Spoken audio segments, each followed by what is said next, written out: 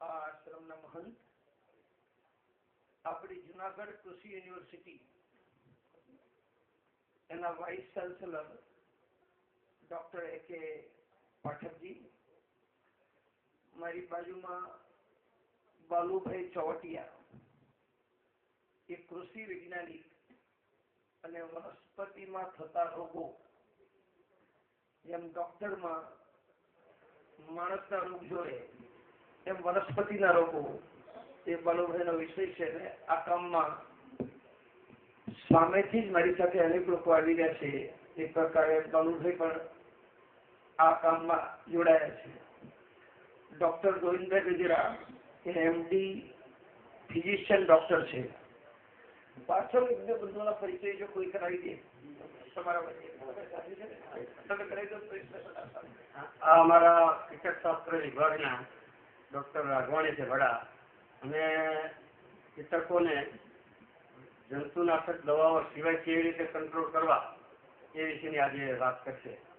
पछी छे ए अमारा कृषि विज्ञान विभागना पण आपणे ज्यारे खेती करीए तो तत्वों आपवा पड़े तो ए तत्वों पछी पाणी में बधामां शुं शुं कार्यवाही करवी पड़े ए विषयना निष्णात छे. त्यार पछी जेम चोवटिया रहे छे एवी ज रीते अत्यारे हालमां काम करे छे ए अमारा डॉक्टर अकबारी छे ए पाक रोगशास्त्रना अने तमे जे ट्राइकोडर्मा वापरता हशो, बायो फर्टिलाइजर वापरता हशो, लिक्विड हाँ ए बधा त्यां बनावे छे एमनी राबारी. હું આ જુનાગઢ યુનિવર્સિટીનું ટ્રાઇકોડર્મા આખા દેશમાં બતાવું છું. શરૂઆતમાં 15-20 મિનિટ હું આ કામની રજૂઆત કરી, પછી પાઠક સાહેબ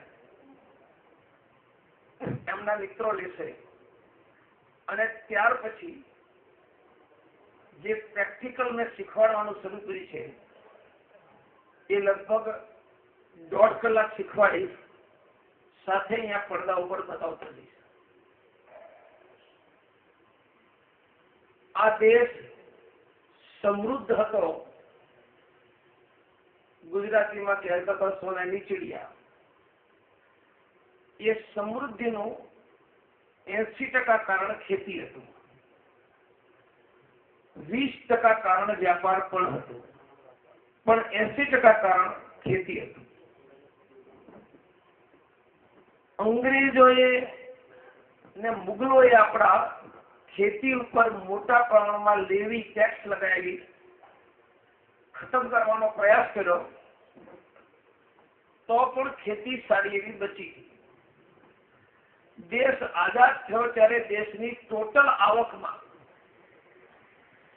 100 રૂપિયામાં ખેતીનો આવકનો ફાળો 44 રૂપિયા હતો. આ 700 વર્ષ મુસલમાન અને અંગ્રેજોએ ખેતી ઉપર ધ્યાન નહીં આપ્યા પછીની પરિસ્થિતિ બની શકે કે એની પહેલા જે ફાળો હશે એ 100 રૂપિયાની આવકમાં 80 રૂપિયા ખેતીનો ફાળો હશે. પણ દેશ આઝાદ થયો ત્યારે 100 રૂપિયામાં 44 રૂપિયા ખેતીની આવક હતી. હવે તમે કહો ખેતીની આવક હતી એનો અર્થ શું? ખેડૂત ઉત્પાદન કરે એટલે પૈસા કોના ઘરમાં આવે? ખેડૂતના. એટલે 100 માંથી 44 રૂપિયા ખેતીની આવક, એનો અર્થ થયો કે આ દેશના ખેડૂતોના ઘરમાં પૈસા આવતા હતા. હવે 65 વર્ષમાં કેવો વિકાસ થયોનો નમૂનો જોઈ લો. અત્યારે આખા દેશની જે આવક હોય એમાં 100 રૂપિયાની આવકમાં ખેતીનો ફાળો 14 રૂપિયા છે. તમે જો દેશનો વિકાસ કર્યો હોય તો 100 રૂપિયાની આવકમાં 44 હતા. ક્યારે? વિરોધી અંગ્રેજોને મુગલોની વચ્ચે. તો 44 ના 48 કર્યા, 50 કર્યા, 52 કર્યા, તો 44 રૂપિયાની જગ્યાએ 52 રૂપિયા આવક મારા ઘરમાં 4 રૂપિયા વધ્યા કે નહીં? તો ખેડૂતના ઘરમાં પૈસા વધ્યા હોત કે નહીં? આમણે 44 રૂપિયા મારા ઘરમાં આવતા હતા, 14 રૂપિયા કરી નાખ્યા. આ 65 વર્ષનું ખેતીનું એક અર્થમાં સર્વયુગે હિસાબ છે.